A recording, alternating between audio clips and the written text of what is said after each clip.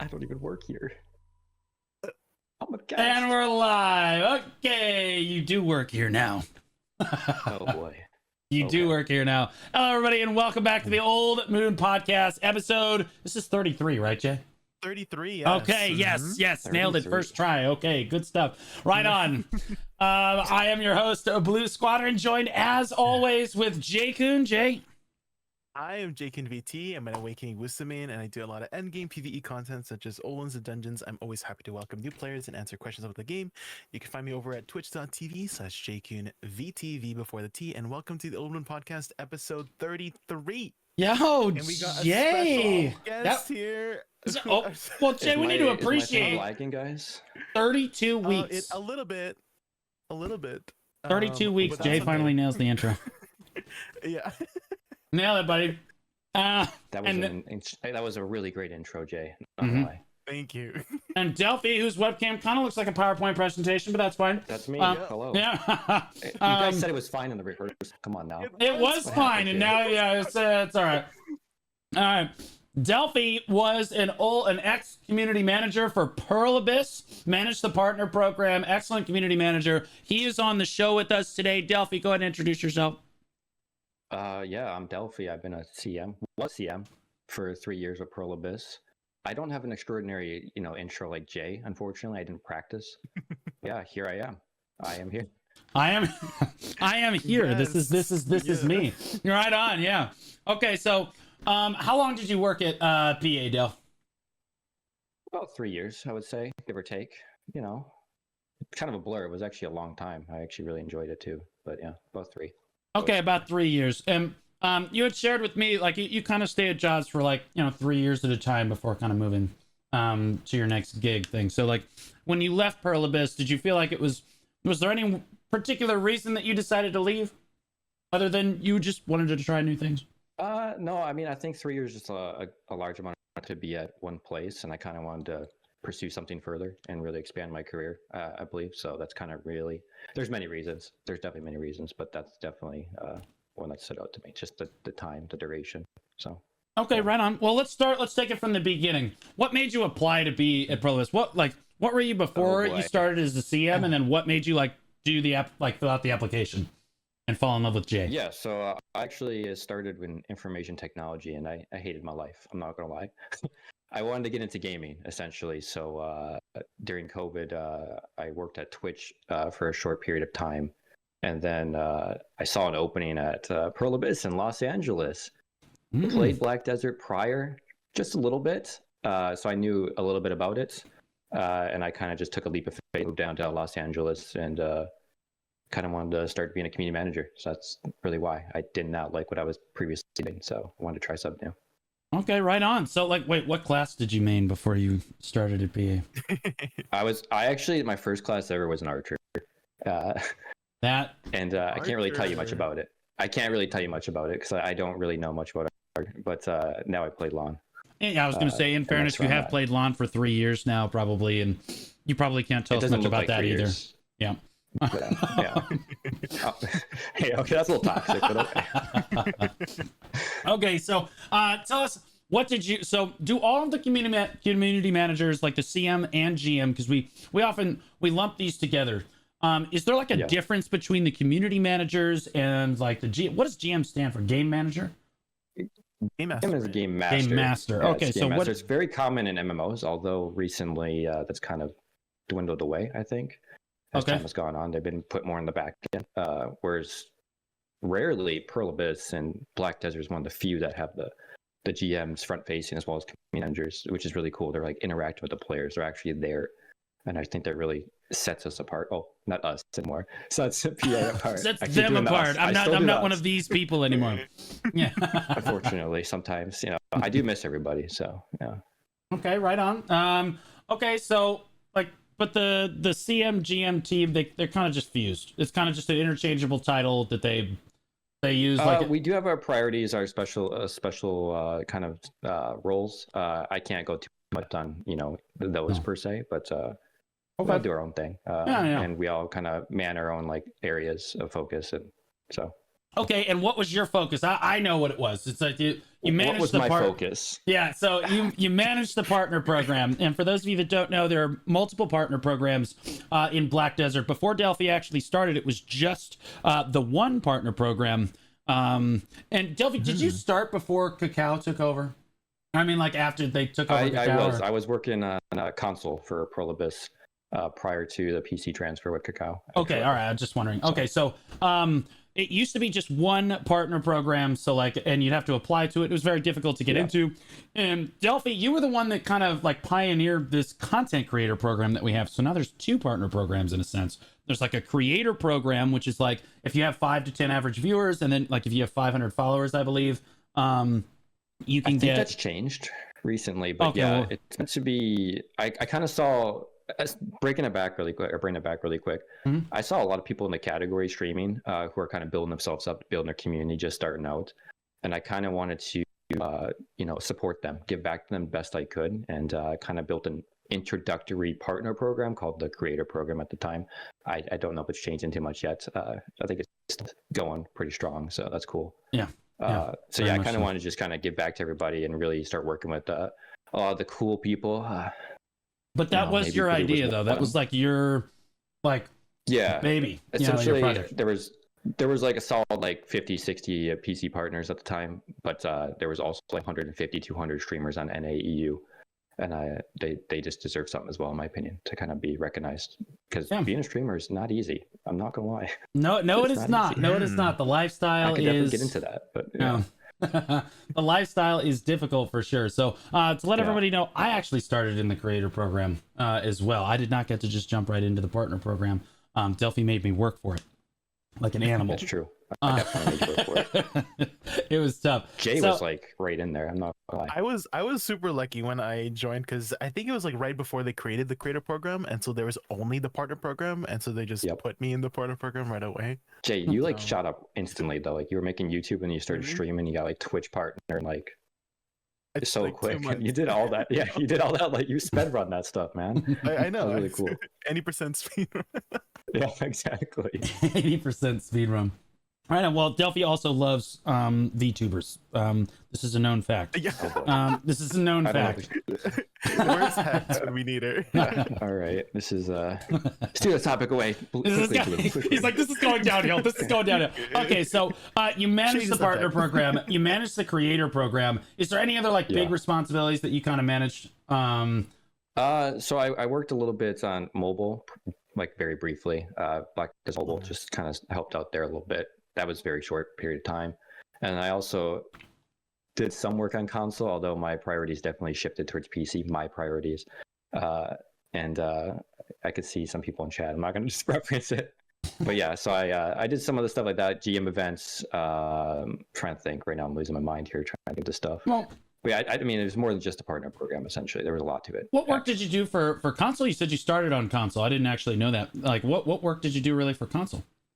Yeah, so console has a nice little partner program as well. They have a really nice group of content creators there, and I kind of jumped in and took over that. I didn't start there like the PC version of Cacao or anything like that. So I kind of tried to build it up a little bit here and there. So same thing, content creators as well. All right, I'm gonna ask you a tough question that wasn't on the script. Oh boy. How do you feel about the state of console currently, when you compare it to PC? Is there anything that you could that you could see that immediately would make that better? I think that there's always things to improve, essentially on PC and console and mobile. To be honest, I'm not going to dive too much into them though. No, I'm not. So I'm just wondering if you had any suggestions on your end for what the poor console community could actually get, to get some traction underneath their feet. Yeah. I mean, I think it's just something that needs to be continually worked on. So I'm sure it'll be improved upon. Okay, right on. Yeah, I mean, they're always working on that. So across your 3 years at Pluribus, did you ever, so what was the toughest thing? Like, what was the toughest controversy you guys really had to face? Was it, I would assume off the top of my head, moving from Cacao to Pluribus taking over had to be kind of tough. So let's start there. What maybe was like the biggest hurdle for you guys? Did Pluribus take any shock to anything when they took over? They were like, oh my God, everybody in NA hates us. What's going on here? What were some of the biggest hurdles there? I don't know about hurdles necessarily. It's all more on the positives in my experience. So leading up to the transfer and the transfer was a lot of work. Everybody, all hands on deck, as you can imagine. I think when the transfer happened, it was like we were all up for 24 plus hours, a lot of us, and then back the next day, pretty much like just rolling back, and kind of like communicating all the problems, all the errors. But I think there was a lot of support for us, actually. The community really rallied around overall. I mean, obviously there's some now processing the title. We made that a meme and everything. But I like that one. That was a good one. I'm glad we kind of like really went into that. But the content creators themselves as well really were supportive as well on their streams, saying, yeah, everyone just take your time. Everything's going to be all right. And I thought that was really cool. Right on. Okay, yeah. so no crazy big hiccups or anything. Like I will say on the players, there's always hiccups. I think there's always hiccups, right? There's always technical issues that maybe didn't expect, but I think that's across the industry. So I don't think that's something that's like PA only or that's fair. Or something like that. So one big thing that is really interesting when Pluribus took over. I've played a lot of video games. I'm sure a lot of people a lot of our listeners do too. But like very few of those video games have like the CMs actually interacting with the community. You touched on this a little bit before, but like, is there anybody that kind of spearheaded that? Because this is kind of a unique thing. You don't really see CMs and GMs coming out to like give players buffs or like, I mean, I can't tell you how many times in Delphi would spawn in next to me with a rifle and start trying to gun me down like I'm some kind of that was my antelope. favorite part of my job. That was actually like 90% of my role, just killing content creators. Right. No. Well, just it's actually in the job description. I don't. Wait, what? It's what it is. No, it's not. It's not. Don't worry. Well, I think that there's a lot to be said for the amount of interaction that the community manager team does with the community is a big part of the reason that the BDO community actually really enjoys PA. Versus you look over at WoW. You don't see any of that, and there's a lot of hate out there for Blizzard. Now, Pluribus has always gotten a fair amount of hate in the past, but like I do think that the CM team kind of helps mitigate that a bunch. Is there anybody you can point to, or was it just company policy when you guys took over? Because we never saw this in Cacao. We never got any of this, right? So I mean. Has this been happening? Does this happen on Korean servers? Does I know the EU kind of does it as well. It's like the NA and EU offices. So I only speak for EU, and I think I only really talk about the GMs and CMs. And honestly, they're some of the best people I've ever worked with. And this is not this is not a PR statement. I think they all really enjoy the game and really enjoy the community. So like, why would you not want to interact? Why would you not want to get involved, right? And I think at first maybe Pluribus was hesitant, especially me pulling out Matchlock, for example, and using it. We liked it. We liked it. I think the reactions that came with it and like the general like PR response from it, and that keeps coming back that the gyms are really active and stuff. I think that's huge, and I think it's each individual GM and CM that really kind of stand out that, so that they take that on. So okay, right on. Jay, I know I've been kind of just firing questions away. No, you're good. Yeah. You're good. I'm happy to be here. Listen. Jay, what are some of your Jay? What's? I know that you love the CM GM team, Jay, but I mean, like, do you have something that you want to ask Delphi personally? Yeah, Jay, come on. Delph personally. Oh boy. How much communication is there between NA and KR? That's actually a good question. So, all right, yeah. So, very tactfully, Delph, because I know you can't give us like all of the information, but like, I know a lot of the listeners out there want to know how much communication and like feedback is actually reaching the developers from North America and like the player base. Yeah. So, essentially, I'm not going to talk too much on like how the company works. I can't, so I'm not going to. However, I can say that as a CM and GM, it's kind of our responsibility to listen to the community and then report on that and look for improvements where we can. So I think that we do a fantastic job with that, and I think that we're very active in communication amongst all our offices. Well, we were. Well, I can't say us. It's not us. I keep saying we, Okay, so but the offices communicate regularly with each other. Very regularly. Okay, all right. So like there is presumably feedback. Jay stopped me. And Jay stopped me. And what is like the best way for us to reach feedbacks? Like I know that you said that it's your job to listen to the community. Well, the community speaks in many different ways. There's Discord, forums, Reddit. There's Discord, there's Reddit, there's Twitter responses, Facebook comments. So you guys see all of and this it's stuff. the job of I mean, again, that's like the job of the CM and GM as well, right? We're collecting the information. And just because like your community says one thing and the horse community says something else, and I don't know, a console, the Guido, for example, says something else, doesn't mean that we can make those changes, right?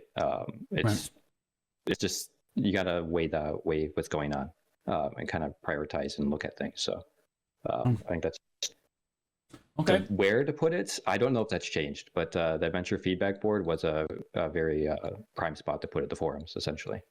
Okay. So. All right, right on. What was the toughest controversy you faced in your 3 years? So, yeah, like you said, you listen to the community all the time. We get mad about a lot of stuff.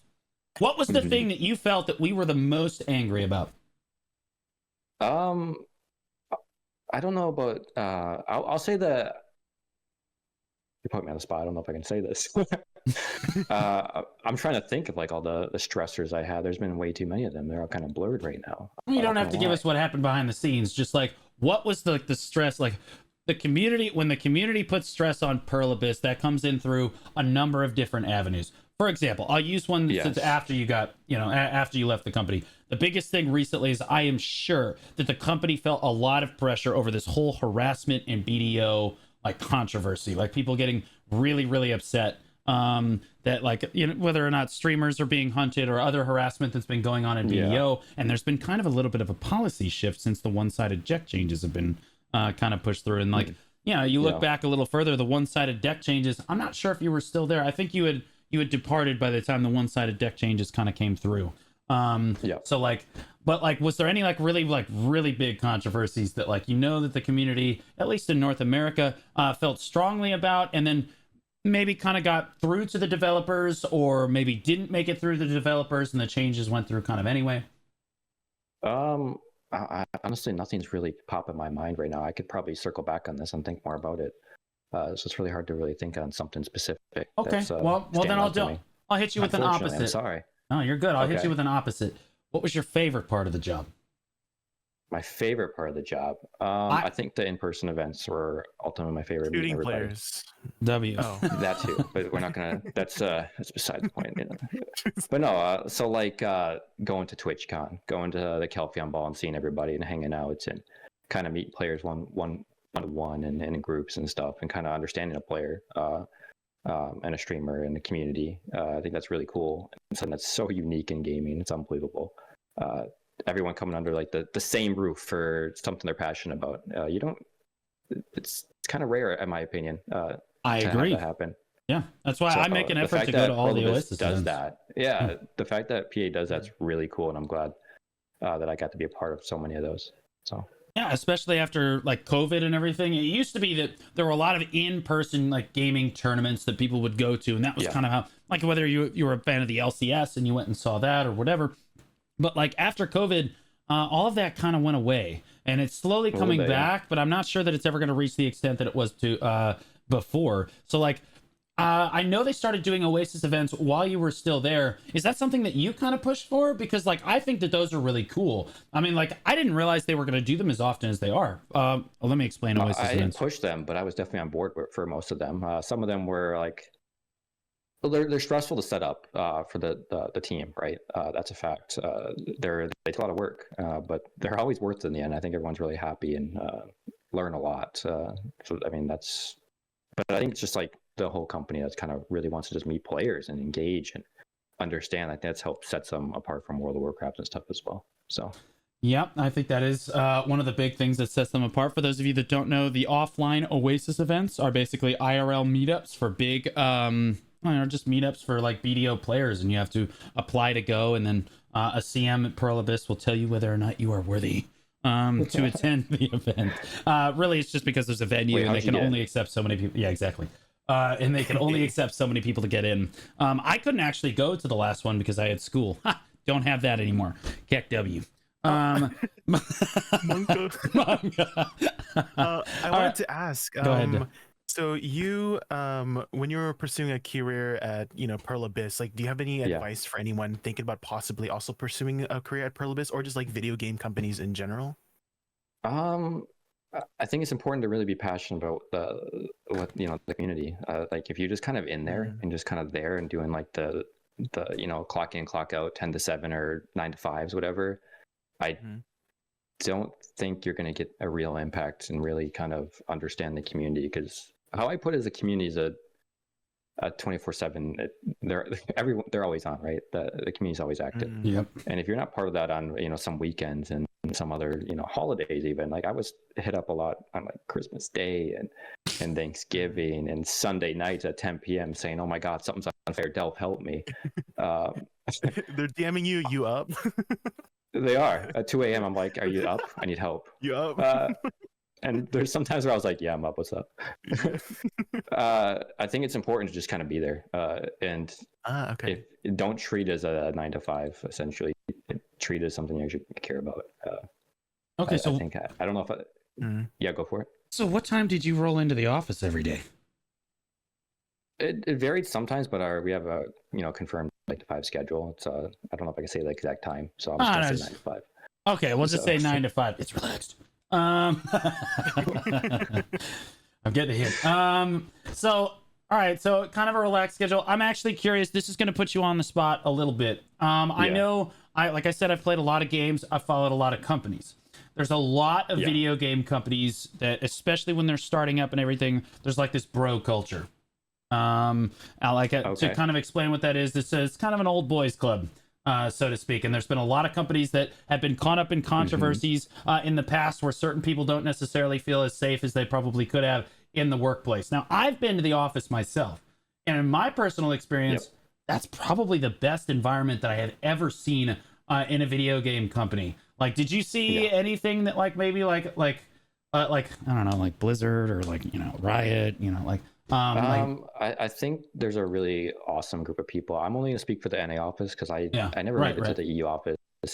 I was going to be at the KR office, but the COVID restrictions kind of were heightened at that time in 2021 or something. So I didn't get to go. I was kind of sad. But the NA office is a really great group of people. There isn't one GM or CM that I'm like, I wouldn't work with or I don't like or anything like that. I think we got along and we had a lot of fun. Essentially, and we all played the game to some degree. Me, I sucked at LAN, but I played AOS a lot, and I was an elo terrorist for quite a few of you guys. Actually, believe it or not, I was in many streamers' games and completely in like 500 damage, but that's okay. That's fine. W. It happens. W. It's like, yep. I did beat a few of you guys too. I'm not gonna lie. But going back to the main topic. Yeah, I think the group's just really awesome. I don't see any problems.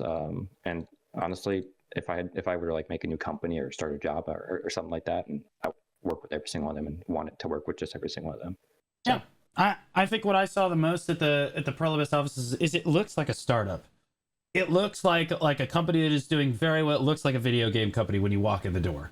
Right, there's PCs everywhere. It looks amazing. We have no dress code, nothing crazy going on. Yeah. Right, but it's also there's personalize our own desks. Right, and everybody seems to like each other, but there's a sense of professionalism that kind of goes on in the office, which I enjoyed, and I think that's part of the reason that, again, Perlibus has done so well. Okay, so we've talked a lot about why Perlibus is doing well.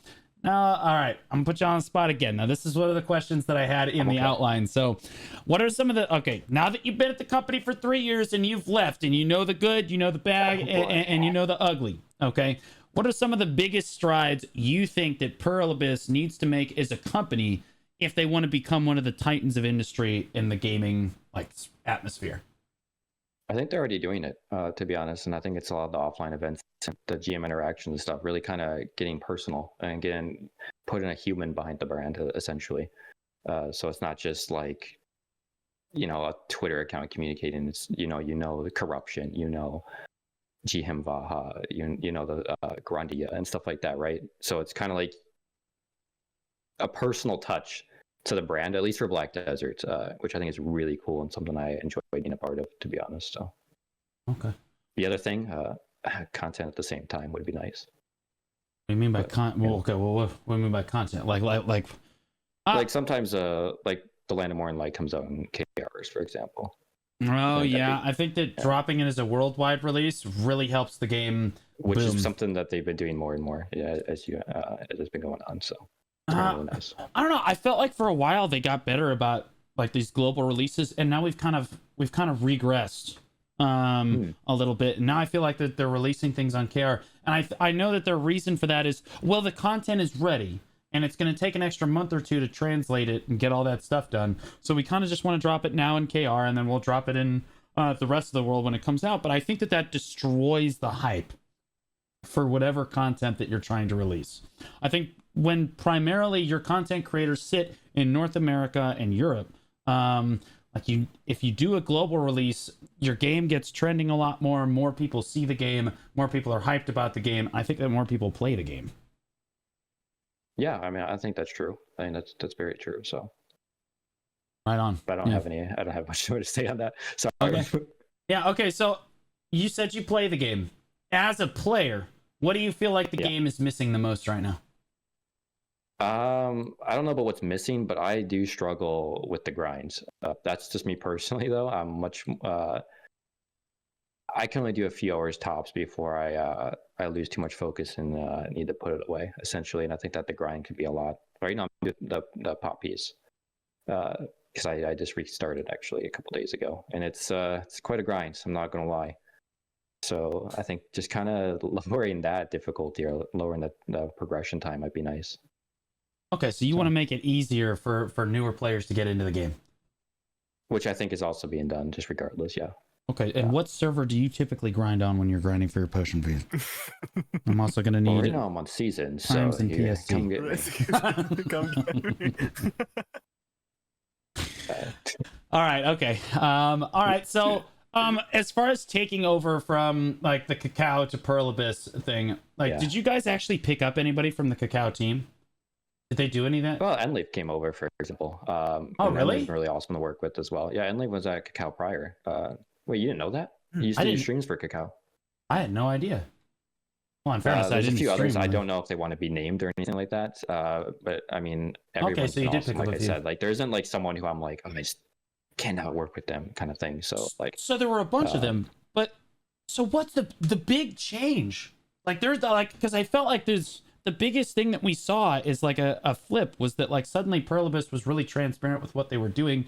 And then we had the community managers basically everywhere all the time doing events and stuff. So like, yeah. Did that just come from Pearl Abyss? Like Jay was like, we want you to do this. Right?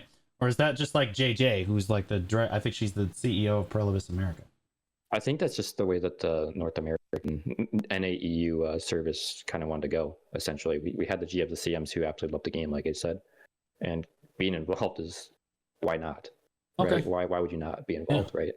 Like, it's fun. It's fun for us, right? We're not just in the office, doing paperwork at that point. We're actually playing the game and helping make fun events and memories. So I think that's cool. Okay. Yeah, and so like I think a big reason why we like to focus on the CMGM team and why they're doing a good job is that MMOs in general focus very heavily on the community. Like people don't necessarily just play the game for the game. People are playing the game because their friends are all playing the game, right? Because we all have these Discord communities and we're all hanging out with each other and we all enjoy each other's presence most of the time. So like that being said, there's a variety of different like social aspects of BDO, but I think that we've kind of taken a few strides in the last couple of years in terms of like trying to get players to interact with each other more. I know like 6 years ago we were like, this is a solo player MMO, don't be fooled. And now we've kind of trended away from that. We've got chat groups now, we've got social actions, and then we've got some chat emotes now and things like this. What are some of the things that you think that like could be added to this to kind of help the community interact or express themselves more in a more like productive way with each other, stuff like that? I mean, I think just like character emotes is huge. Most games have that. I think in MMOs, so being able to dance and being able to kind of do all that stuff, really kind of express your character that you built up in custom might be quite awesome. I like that. I mean, I do it in every game that I can. So. Oh yeah, I think that personally, I think that emotes would be the best. I think that if you could emote above your head, that would be the best chat PvP we would ever see. It might be a little toxic, though, I'm not going to lie. It would be awesome. It would be good toxic, though. There's a lot of different forms of toxicity. We've dealt with it a lot recently. Delph, I'm curious. Oh, boy. Now, you were separated from all of this, okay? You did not work for the company when the one-sided deck changes came through and all this stuff. Are you in favor of the one-sided deck changes? I assume. Do you know what they are? With all these questions. Do you know what they are? Because I can explain it to you. I have I have a brief idea. I am not going to say for or against. If you want to explain it for me more, I mean, yeah, okay. Here, let me explain it. So essentially, what Pearl Abyss did was they took away the ability of guilds to just declare war on another guild if the other guild does not consent to the PvP, right? So it's going to ask the GM basically, do you accept the incoming deck? And if you do, then you can fight each other like normal. But if you don't, you cannot have a one-sided standing war deck anymore. Okay, but along with these changes, they changed it so that now there's only 5-minute server swap cooldown, and you can use the Marnie's Realm every other hour, because the biggest concern of most players is going to be, well, people are going to grief me when I'm grinding, and I can't deck them and just farm a Tuvala Timmy forever. And so now you can swap servers every 5 minutes. You have Marnie Realm every other hour, and Karma is now account wide. So if you go red on one character, all of your characters are red. How do you feel about this kind of an approach to a PvP game, or what used to be a PvP game? This is a hard question to answer. I'm not. It is tough, but like you're not associated with the company anymore, so it doesn't matter. I just want your raw opinion. So I do talk to a lot of the PvP guys. Essentially, just coming from TwitchCon, I definitely heard a lot from like Armin and Ronald J, and I could go on and on, right?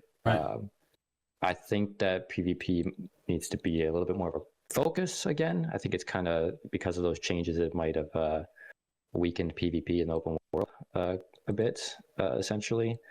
So it'd be nice to fix that again, or at least find an alternative. Be more Arsha related specific content in that server only, and so people who want to do PvP, they can flock to that server, and so in that way then you can create more natural occurring PvP for players who are looking for PvP. Oh my god. All right, so I'm back now. I think my Discord just like pooped itself. Welcome back. Answer that. Okay. All right, yeah, no, we're fine. Okay, yeah, I think my Discord just kind of pooped out there. Guys, that's my camera. I'm seeing I'm getting flamed in chat for camera. It's not on my end. It's fine. It's better now. I don't know what to do. It's better now. It's a little bit better now. Oh, well, never mind. Yeah, no. Better? It's okay. You look beautiful, and that is what is important. All right, I'm a PowerPoint right now. It's crazy. It's okay. So you feel that the company should move towards more towards like a PvP, or they should do a little bit more for PvP. I mean, like, how do you feel about them? You can do more for every player group, right? There's always something you can improve. I mean, that's important. Right, but like in terms of like overall PvE and PvP in general, would you say there was a lot of harassment? I know that you gave the people that harassed me value packs when I had my whole controversy. So, do you feel like harassment was a crazy big issue before the one-sided deck changes? Within MMOs and the current game I'm on now and everything like that, there's always player versus player like conflicts essentially that are sometimes they're dramatic and sometimes go overboard. So I mean, it's just something that a GM, a CM, project manager has to kind of deal with one-on-one, case by case usually. So I agree. Yeah. I think case by case, you basically just have to handle it as they come in. Yeah, generally. Okay. There's obviously outlined rules and everything like that already, but how do you feel about? I'm going to propose a couple different options. How do you feel about just buffing Arsha server like outright, like just giving it like 100% drop rate? Wrong guy. If you want me to phone a friend really quick, I'll bring in a couple of the guys that are PvP focused more. But me, I mean, hey, I don't know. I can't say. I don't want to take a side here if I don't know. That's fine. So you like grinding, right? Like you do the you said actually grind. So what do you enjoy so much about the game? What do you play then? If you said that the grind is a struggle, you don't PvP. What do you do? I really enjoyed AOS. Coming from other competitive, esports titles and stuff like that. So I enjoy working up a ladder, or in my case on AOS, going down the ladder.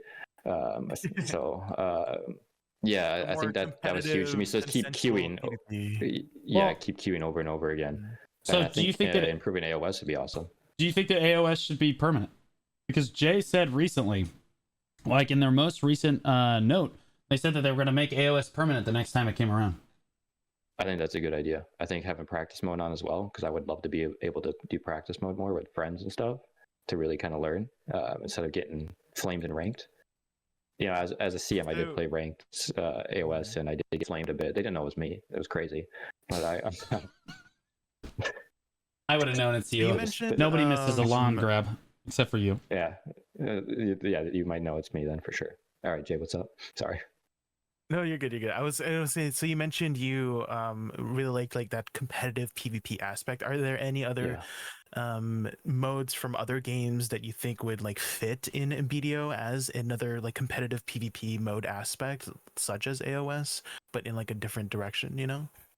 I don't know necessarily. Like I can't think of it in the top of my head, but I think like Valencia RBF could be improved upon, and you know, stuff like that. I think could be made a little better. I know Choice went on a spree about that once too, but like silver for RBF and all that stuff. So things looking at those would be helpful.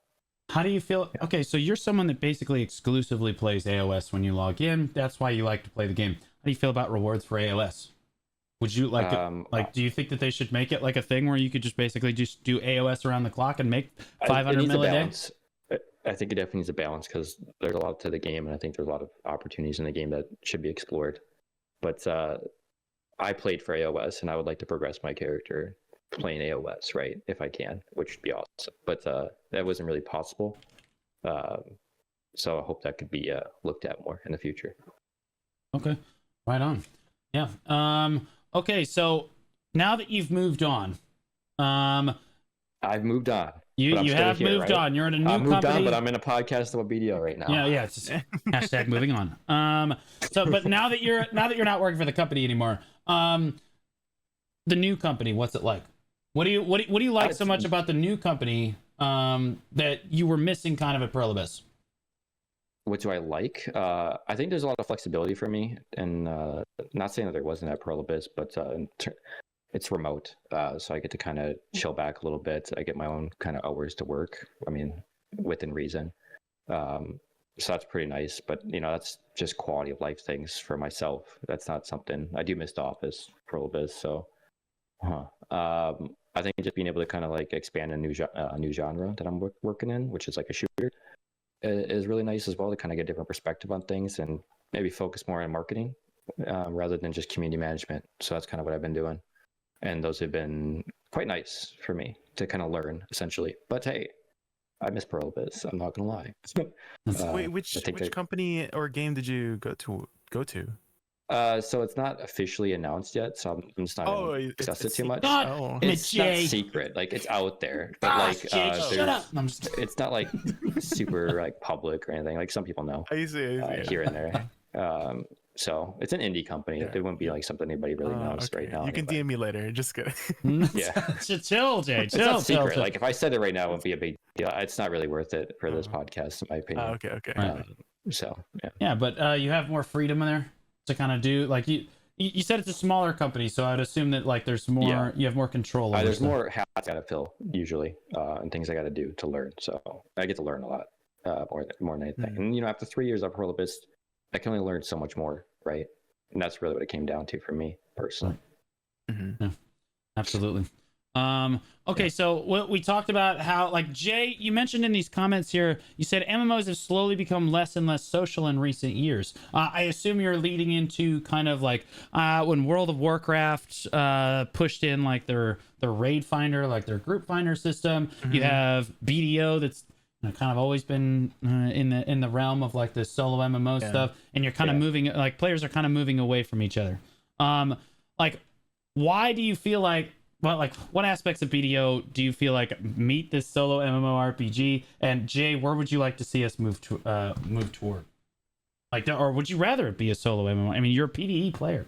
So, actually, I did a little bit of history research on this topic because it was so interesting.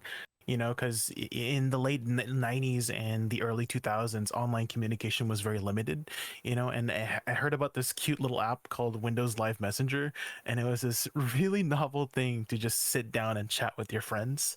And for MMOs released during that time, that, you know, the MMO became this place, this, you know, visual interface that allowed real-time chat. You know, players could log in and meet others in this virtual world. And this aspect alone became super attractive to gamers at the time. And to put some parallels, I heard about this game called EverQuest, and it had this nickname of being a really pretty chat room. And so because of this, developers at the time like really heavily relied on this social aspect and designed content to sort of enhance that social aspect. And all the puzzles, the adventures, the mechanics were created for people to complete. And then as time goes on, as the MMO genre grows in size, developers started having this new group of players, basically a new issue where these new players wanted to play the game but didn't want to team up. And that's fine, like that's simple player preference, whether you want to play by yourself or play with others.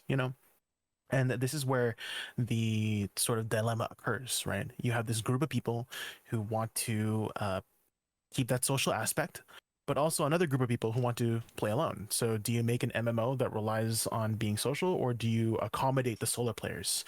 Because if they don't, then some other developer will, right? And they will get those customers and players instead. This is a business, right? They got to be realistic about this. And where does BDO land in all of this, right? Does the question is, does BDO implement too many systems to enable solo gameplay? And if that's the question, I do kind of agree in a way that the systems created in BDO really benefit the solo player. Like if someone comes into your grind spot, it disrupts your gameplay, right? You don't want them there, right? Even world bosses, where the idea of coming together as a community, right?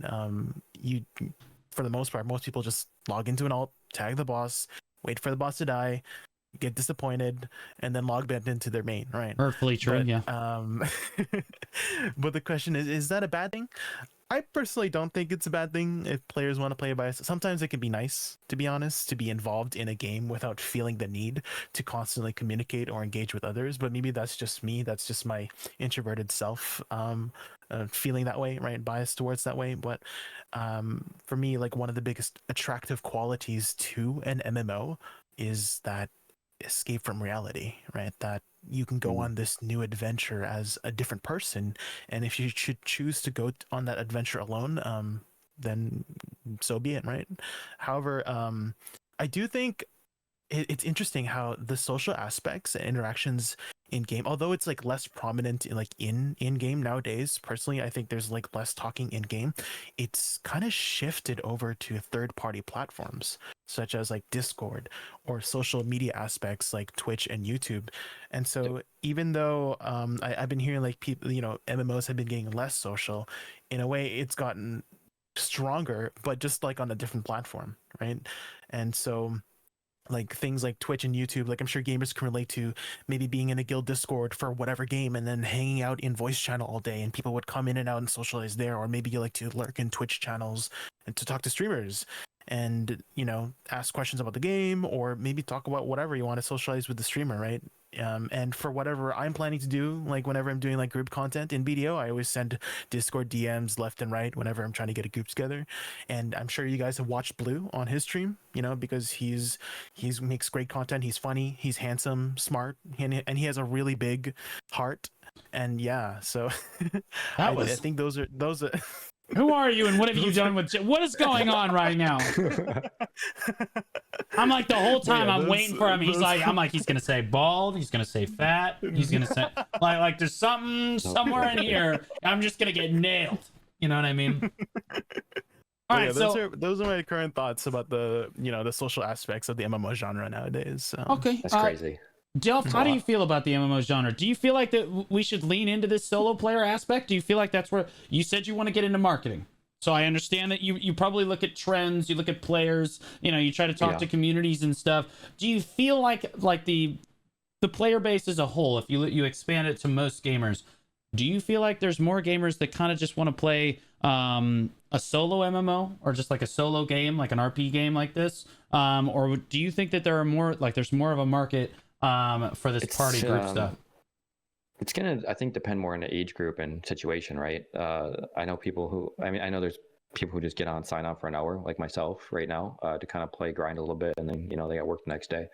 Those are solo players. And you got the younger audience who probably wants to group up and do fun adventures and stuff like that. I think you got to appeal to both in some way or form, which I appeal to both. I don't know how to do it, but it's got to be done. So. team-based stuff is important to me, at least. So I think it's got to be done for both. Yeah. Right. Do you see yourself? I know that some people have kind of left PA and then they've kind of come back to PA. Again, I want to identify necessarily too. Is PA something that you could see yourself coming back to in future years? And if so, do you think you would come back as a CM, or would you try to apply for a different position? Very interesting question there, Blue. I think I would come back. I don't know in what it would have to be the right role, right opportunity, essentially. And I do not think it would. Yeah, it might be a CM again because I absolutely love doing it. But it would be something. It's I got a lot to work on yet and stuff. And CM. Mm-hmm. Yeah, something different. Eventually, maybe. Okay. But like I said, I left Pluribus to to expand my career and expand my my understanding of the industry. So. What's your dream job then? So like you said, you like the community management stuff, and I gotta say, you looked really happy when you were managing the partner program. You I feel like you kind of enjoyed doing that. Yes. And like kind of as much as drama queens as we can all be, as much as drama queens as I know most of us are, it was probably fun for you to manage. Is that something that, like, if you had a dream job, what would you do? I think overseeing like creator programs for multiple titles all at once, and kind of helping the myself at the time, run them and do them well, and really interact with the streamers and benefit the content creators and benefit the community entirely. So overseeing multiple like a creator, a director of creator programs or something. I don't know. There's got to be titles out there for that. I've seen it. Something like that probably in the future. Would you ever want to start a game company yourself in the future? No. Like no. I'm not a business guy like that. That'd be really tough for me. I'd rather fall into a role that fits content creating, content creation, and community management of some sort. So like that. Okay, so we know that Pluribus's next games are kind of like they're at least in development right now. We know Crimson Desert is actually pretty close to done based on the trailer that we saw. We're probably going to get it in hopefully in 2024. Do you feel like Pluribus's approach to that will be to just use our current CMGM team to help manage Crimson Desert as well? Or do you feel like that's going to be its own separate team entirely? It's just based on what I know and like my current position and prior positions and everything. I would expect multiple teams overall. That's just my guess, right? That's a lot of work. That's what I was thinking. Is that one title is a lot of work, so like you're gonna stress out an individual. That might mean that some GMs and CMs go to that, or that might mean that some come in and stuff like that.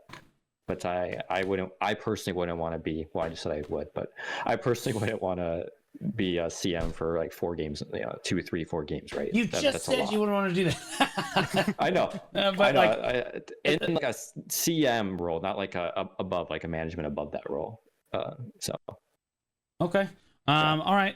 Do you feel that like the focus has been taken off? Do you feel like at any point when they've been developing these other games, do you feel like the focus has necessarily been taken off of Black Desert at all? Or do you think that BDO has basically always been the flagship game, and that's kind of what they've been focused on, and these are just kind of background projects? Because I know that, like, for example, every project has its I think every project is, being fully managed, essentially, as it should be. They shouldn't be taking resources from one or the other. Okay, I mean, I know that Bungie... That's my guess, right? I'm just kind of... Yeah. Bungie, oh boy. I know that Bungie recently had like layoffs and stuff. They're struggling and everything, but they're also developing things behind the scenes, and it's really, really, really clear that they're trying to milk their Destiny 2 player base for everything they're worth in order to help develop their other games. I don't really feel that so much at Pluribus, so I was wondering if there was any sort of that stress that you felt, or you just never had to deal with any of that stuff. It was just I wasn't in a position to have that knowledge regardless. That's good. But I think that Black Desert is being treated quite well, at least from the NA team that I was working with. They really cared and are passionate. So, okay. Yeah. Right on. Do you feel that obviously PA kind of positively progressed your career, but like if there was a dream video game company that you could work for or genre that you could go into, which one would it be? It does not have to be an MMO. You could say Riot Games and we would who would be okay with No, that. I was actually, I think a lot of people in the industry do think of like Riot as like one of the dreams to go to. Yeah.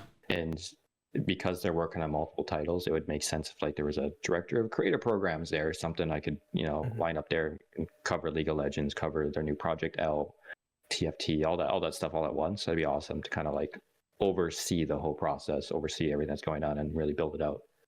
So that's something I want to do eventually. Okay, right on. Now, Jay, I know you touched on this a little bit, but like there are probably a lot of people that think it's wildly cool to be a CMG. I was like, oh my gosh, I get to manage the game, I get all this extra power, stuff like this. Could you speak on to those people a little bit with regards to I don't know, lift the veil a little bit with regards to like what are some of the struggles with like the biggest struggles with your job while you were kind of a CMGM? Seeing the community struggle in terms when they're passionate sometimes really sucks.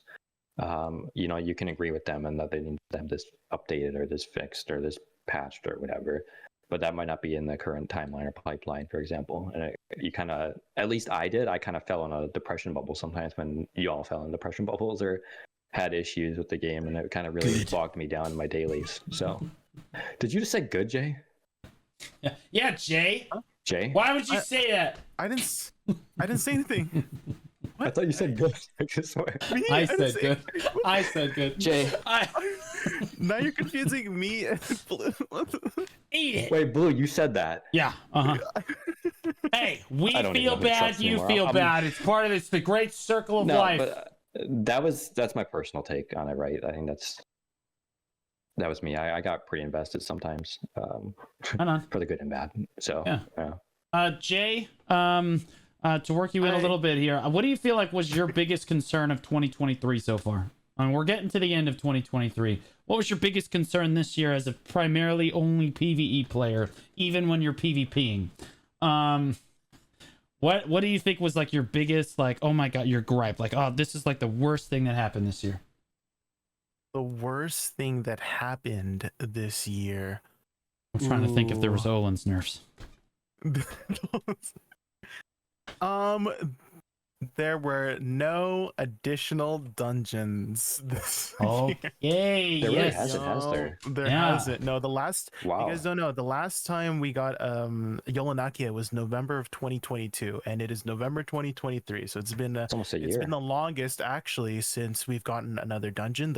I think Vamalkia released like sometime in 2020, and then I remember. God, was it that long ago? Yes, Sakrakia came out October 2021, and then Yolanakia was 2022. So it's been like year breaks between each dungeon, and I still run the dungeon like every week, multiple times a week, even like maybe to help players who like, even if I've cleared, I would help them just get their clearing because I just love running the dungeon, and so maybe that could be the way, like whenever like people ask for more encouraging social interactions, maybe I do feel like players want that social interaction to be heavily mixed with game mechanics rather than pure social interaction. I don't know about you guys, but I don't really use the chat groups because you're talking about chat groups and stuff like that. Yeah. And there were chat groups for classes and whatnot. It's because it's a cesspool. But like I do think most people, whenever they want to talk to people who play their class, you go to like class discords or something like that for the most part, and they don't use the in-game social stuff, chat groups like that. And so I think we've been saying this time and time again, I do feel like if Pearl Abyss were able to spend more development time creating dungeons and raids, I feel like it would be pretty popular. Like personally, maybe that's like a biased thing for me because I love dungeons and group content and stuff like that. But I have this feeling in my heart that it'll work. It'll do well. Although like I don't know what it takes to design a dungeon because I'm not a game designer. I'm sure it takes a lot of time, but I do feel like waiting 1 year for just one dungeon per year is a little bit slow. So I didn't even know that. I'll be honest. I didn't know it was that long. That's crazy. It was that long. Yeah, it's almost as long as my fingers. Good save, buddy. Blue, next topic. Good save. All right. So Jay, what do you think that? Okay, Jay, you said you don't really know how to like design a dungeon or anything, I think that you're probably more equipped to do this or to speak on this than anyone else. I mean, you have probably run as a solo player the dungeon more times than any other player on the North American server, at least. Really? At least another one. What do you mean, really? How many times you run the dungeon this week, That would Jay? be a cool metric. You know, that would be cool if they just added like little tiny infographics for players, like, oh, how many of this mob have you, like, how many Eltons have you killed, so you can be depressed of not. I don't want to know about piece, that. You know what I mean? I don't want to know about that. Like, how many dungeons have you cleared? You know, I feel like those would be really cool metrics to have for players to just know. You know, just to have fun on that, because they do have some metrics, right? They have the freaking how many fished items have you fished, right? How many mobs have you killed total, right? But they don't have like more specific metrics. You know. Okay, here we go, Jay. You ready for this? This is your dream Calpheon ball. They announced the next dungeon. Okay, they announced the next dungeon, and then there's a reward for world first. Okay, because it's going to be a global release. Okay, it's and then they say there's a reward. And then copium. And that there's a reward for world first on the dungeon. Would you? Is that like? Do you feel like that is something that is missing from our? I feel like that is missing. I feel like if you're gonna release a dungeon, if you're gonna release a raid, number one, you have to release it as global content. It has to drop for everybody. And two, you can do like a world first competition, and the world first team gets like $5,000. $5,000, holy! It's a multi-billion-dollar company. Give me a break, bro. $5,000 just got dropped in the bucket. Like, for the amount of publicity they would get off of something like that, I think that they would kill. Yeah. You know what I mean? Give me 100 J's hammers, you know.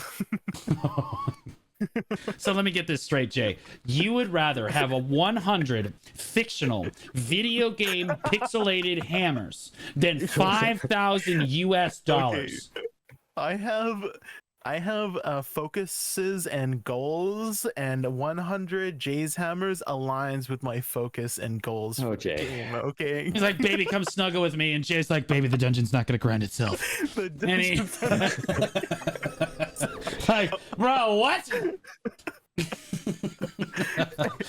Oh my gosh. So, like, Jay, what kind of events do you feel like they could use to hype up? Because we know the next dungeon is coming. I would almost guarantee it's going to be at least teased at the Calpheon Ball. What do you think that like they could do to kind of hype this up? And actually, why don't I throw this over to Delphi? You were a community manager. You helped design some of these events. You helped design some of this stuff. What are some of the snowbally kind of like event ideas? I know Pearl Abyss is listening. It's like, all right, we can get his ideas, even though he doesn't work for us anymore. Here we go. What are some of like the big hype events? Do you think that you might be able to put on with like a new dungeon? I mean, the competitions always do it, right? Like those streamed events. We had one with the world, not the bosses from Land of More and Light, streamer versus like NA versus EU and stuff like that. I think those are always fantastic to put on. Dungeon runs. I mean, that's possible. That's pretty cool, right? There's always some friendly banter during that stuff, but we like the not so friendly banter. We love that. Hype. Yeah, I mean, it gets people talking, right? It gets the community going, I think, right. Especially the passionate community, which sounds really cool. So stuff like that, competitions are always like a go-to, I think, in these situations. Oh, yeah, maybe time trials or something. Yeah, Jay, maybe we put on like I mean, that's something we could do as creators. Is we put on like a speed run event for the new dungeon and see who can get through. Okay. Yeah, go ahead. Wait, you know what they could do? So, what they should do is just literally have actual timers in game. Like when you, like, let's say at the beginning of the dungeon, there's this little panel or whatever, and then everybody can confirm, hey, I want to start the dungeon, and then we load in, and then the timer starts, and then when you defeat the final boss, similar to how when you kill, you do the boss splits, right? You get this like timer like midway, like in between each phase. So similar to that in the dungeon, like let's say, let's take the first dungeon, for example. Creighton is the first mini boss that you fight to get the Searing Heart, and then the next boss is Aten, right? And so each time you kill those mini bosses, a little timer would like pop out somewhere in boss splits that, hey, this is the midway point, this is how much time you've spent so far. And then when you kill the final boss, you get your final timer, and then it goes on a leaderboard. Because I feel like, again, like competitiveness, as Delph said before, like he played a lot of like the competitive, like he liked that competitive aspect, and that's why he liked AOS. And so if they had that for PvE, I feel like a competitive aspect in PvE would also be pretty popular, you know. And I would be Yeah. interested in something like that as a non-competitive person, but someone who focuses on PvE, you know, I would be more inclined to do it more, you know. So Okay, so adding and that a would be timer and that would leaderboards. yeah, and that would set up that you were talking about like a speed run, right? That would Yeah. set that up as like, you know, Potential. people could Yeah. play as an event, right? You know, and that would be the tools that maybe everybody needs so that they could host those kinds of things, is just simply have an in-game timer and leaderboard. So Okay, and then the leaders get extra Mhm. rewards at the end of the week because they did it the fastest, right? You know, expand on it, right? yeah, that could be a I thing. love like, it. Maybe, similar yeah, to sure, I Leader guess. Boss Fights, No. yeah. Jay, Yeah. stop. Bro, Yeah. Jay, your ideal Calpheon ball at this point is them going, we are adding a timer to the dungeon. Jay's like, saved it. That's it. That's all we needed. Thank you. Like, no. Add it, yeah. Add a competitive leaderboard. Yeah, add the timer. That would be super sick because it opens up a lot of content avenues as well. I actually think that, like, as far as the dungeon goes, the way you could make it really interesting, and I've suggested this before on the podcast, is adding mutations. So like every week, there's varying difficulties with which you could do the dungeon. There's like the normal, there's the Elvia, and then there's the Elvia plus the mutation. And so like, you know, all the mobs explode in the new mutation, and then like they kill the, like, you know, they do big AoE splash damage, or like maybe they infect you and you get like a ticking poison or something. I don't know. Like there'd be all kinds of different stuff that you could do. Different mechanics that you could that basically like rotate every week, so that you have new challenges every week. You know, they could call it Dekia Ataraxian, you know, because we already have like the Dekia's Lantern, and that would like squeeze in that lore. I don't know if people care about the lore, you know. The only reason that people ever care about lore in any game is if you present it to them in a cinematic way. No, I'm serious. Like part of the reason Riot's lore is so successful is because of like things like Arcane and all of the various like the millions of dollars that they spend on cinematics and stuff. BDO doesn't have cinematics. Okay? They need a video anime. Now, I mean, like we get like new class cinematics. You know what I mean? But like, you know how cool it would be to have like, you know, an AOS cinematic where you have like a mystic that's like really struggling, and a shy comes in and like heals her up, and then a DK comes in from the west. Like, you know, you have all these different classes, and people can kind of get invested into their class a little bit more. So Delphi, you have any thoughts on like trying to improve the dungeon overall? Like any like little pivots that they can do or stuff like that to make it more competitive and more like appeal more to someone like you? No, I think Jay's got the right idea of like a leaderboard system, time trial system. I think that's pretty cool. Also, Jay, I would like to join your group, run the dungeons. Oh, yeah, we should all run the dungeon. Me, you, Blue, Tiltus. Yeah. And then one more person that and one more person that I know that the rest of you know. Yeah. Vert said earlier he wanted to run the dungeon. Kim. Oh. Apparently there's a big dungeon event next. Bro, if we could play with Jay, man. We flag and drag, boys. Flag and drag. Oh, hey, Jay! And you just an ultimate Fisher wave. I'm just like, get him! Oh boy. Oh bro. I know that there's a dungeon event coming next week, I think, in the patch notes. So like, yeah, we're definitely. I know that Vert kind of wanted to get together. Vert was like, "Blue, you want to do the dungeon?" I was like, "Jay's the only one that carries me through the dungeon." He was like, "Oh, he can carry both of us," and I was like, "Bet." Bet. Sounds good. We get Delphi in here too. Yeah. Yeah. Delphi, what's your gear score at now? Yeah, I was gonna say, is Tuvala gear okay? Yeah, no, there ain't no way you are in Tuvala right now. Ain't no way you've been playing for 4 years. You're in Tuvala.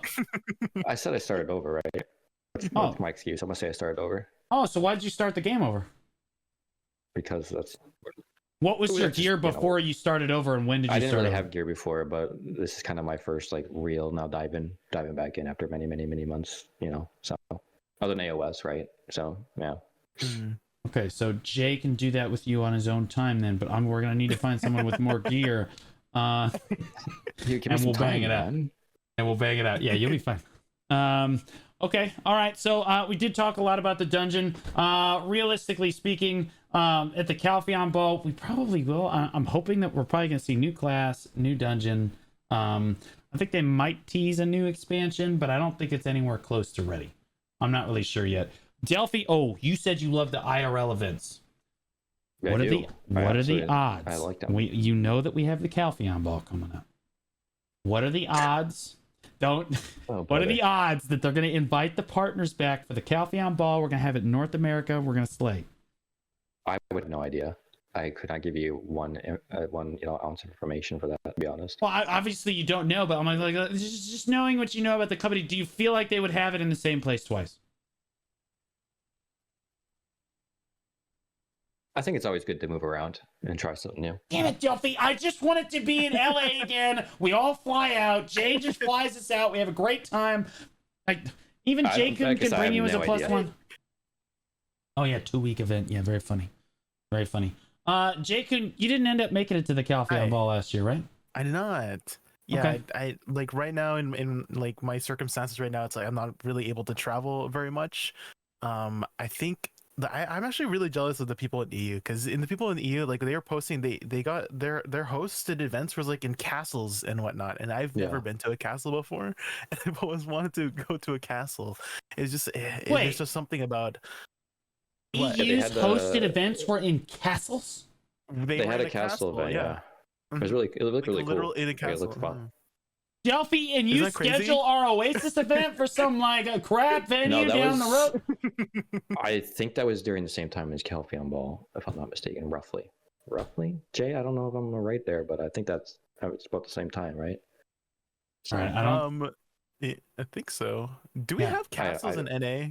No, we don't have any castles, bro. We have like we got no castles, bro. We're not that cool, bro. In North America. There's like some, I don't know, like forts. There's a few forts. Forts. Jay's house. Probably. Jay. Honestly, like I like you said, what's the closest thing to castle in North America? I say Jay probably has a house on the beach. Me? No. Not your house, idiot. The CEO. You are not the center of the universe, Jay. Oh, there's the Alamo. There is the Alamo. We could have it at the Alamo. The Alamo, yeah, I didn't know about that. Yeah, there's some history there, but I think we could get around it. It would be fine. It would be fine. I would do it. I would take one for the team. Alamo? Are you kidding me? Jay, are you serious? Jay, you're joking right now. Sorry. Maybe Jay, how old are you? Before I said that. Jay, how old are you? Like, you just ballpark me? You're like mid-20s, right? Early mid-20s. Okay, early mid-20s. Yeah. So you went through the full North American education system. Jay, it's important to me. I live in Canada. I don't. Okay, well then, but see, everybody in the world learns about American history because we are the best. Okay, so what is the Alamo, Jay? Hold on. Let me call my friend Google. Oh my gosh.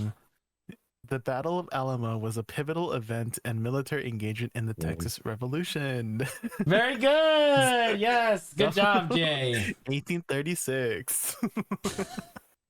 Good stuff. Okay, all right. So we've gotten off topic a little bit. So Delphi, are you planning on starting up? I know you said you were thinking about potentially streaming. I might here or there for the poppies, because doing that alone is kind of sad. You have an account ahead of me. You have a Twitch account? What? Like do you have a personal Twitch account? It's just Delophe? Like, yeah, it's the same thing, you ding dong. Oh, okay. Let me shout you. Everybody shout her out. Shout out Delophe. Oh, wait, I was planning on going and streaming without anybody knowing, just so I could get into it. Just feel it out, because I get anxiety and I get nervous. So you get. I was just gonna add Delphi so I could shout him out of my chat, but he's not actually in my chat. He's in Jay's chat. No, I'm in your chat. I think I'm not in Jay's chat actually. I think you guys. I think. So you are thinking about streaming. Are you thinking about streaming just BDO, or would you stream other games? I have a few things I'm working on that I might try. For the VTuber community, I'm working on rigging actually, trying to learn how to. You're gonna be a VTuber? No, rigging. I want to learn how to rig stuff. So. Jay got so excited. I saw his head flipped to the side and stared directly at your portrait. Yeah, Jay. What do you got against it? Come on. Well, if you ever want to be a VTuber, there's plenty of friends over. You know what I like? Do you know what I like to tell my viewers, like how VTubers come about? It's like if you've ever played Baldur's Gate 3 or like D&D, there's these creatures called mind flayers, and mind flayers cannot reproduce. They have to procreate by sticking little mind flare tadpoles into people's brains, and that the same thing what we do as VTubers. We got to stick these VTuber tadpoles into people's brains and turn them into VTubers because we can't actually reproduce. So maybe next time when I meet you, I have a little present for you. That's all you, big man. Good luck. They can't infect me. To this podcast. They cannot infect me, but Delphi, he's all over you. He's all over you. No, I'm already exposed. I can't be a VTuber. True. What?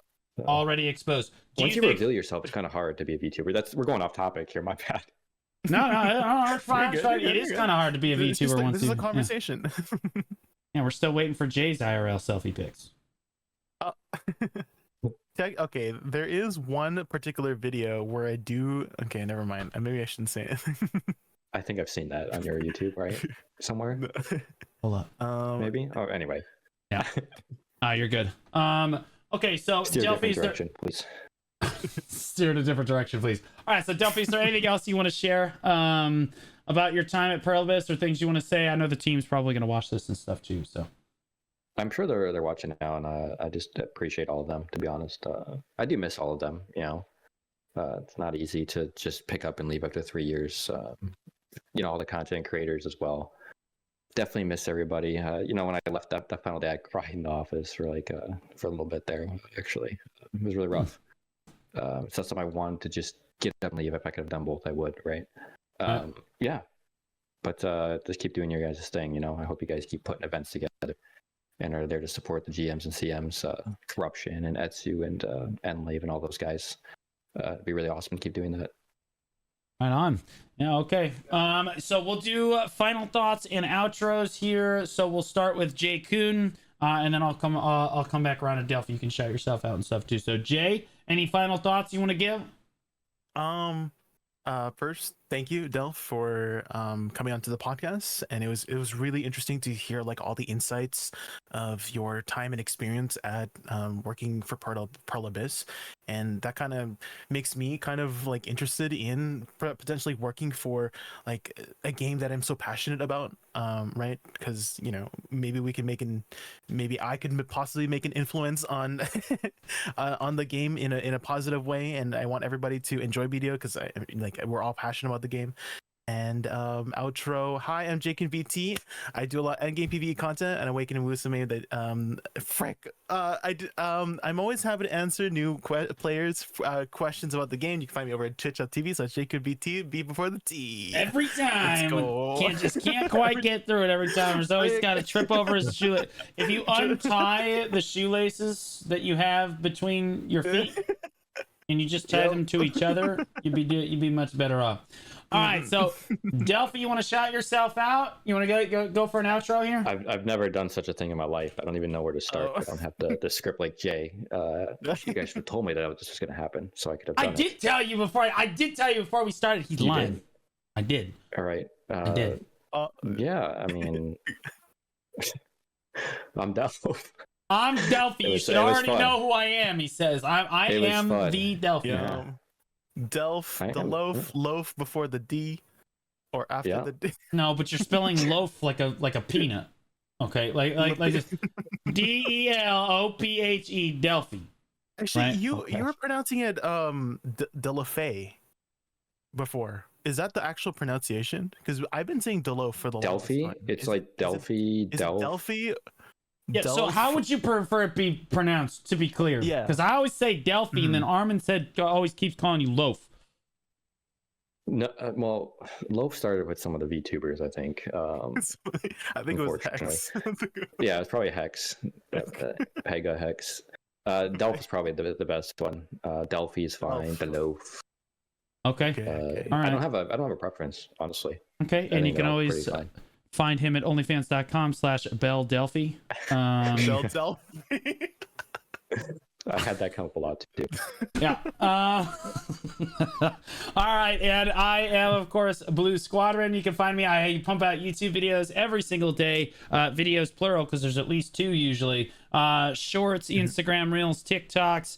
The Discord is always active, so if you guys are looking for a video community to kind of jump into and get involved, or even just a community where you can just jump into voice and ask questions about the game, it's a very welcoming community. People are always around, and I am always in voice and just kind of hanging out with people, so you guys should definitely check that out. Delphi, thank you so much for coming on to the podcast this week. Absolutely love you to death. I'm going to find you one of these days, and you know what I'm going to do? I'm going to brutally murder you with a matchlock.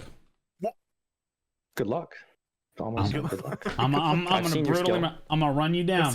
I'm going to run you down. You're going to have to report me for harassment, and corruption's going to leave you on red. You know what? Actually, you're going to report me for harassment. You know what they're going to do? Etsy's going to send me a value pack. Hopefully. What goes around? We're fine. We're fine. Anyway, solves all the issues. Yeah, it solves all the issues. All right. From all of us here at the Old Moon Podcast, thank you so much, Delphi, for coming on. Have a great rest of your week, guys.